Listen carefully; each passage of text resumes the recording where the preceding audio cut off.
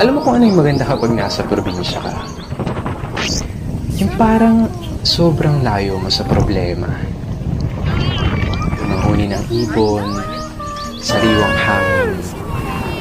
Kahit sobrang bigat ng pakiramdam mo, kapag naranasan mo itong mga to, biglang mawawala na.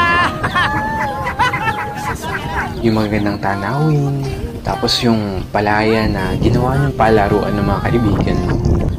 Sarap talaga mumuhay sa probinsya, no? Para talagang napakalayo mo sa problema. Yung parang napakalayo mo sa malupit na sistema ng mundo. Na kapag nasa probinsya ka, mararamdaman mo talaga yung halaga ng sarili mo kesa sa iba. At napapasabi ka na lang na there's no place like home or like probinsya. At ikaw na nanonood nito ngayon, masaya ako at naparamdam ko sa'yo ang pamumuhay sa isang probinsya.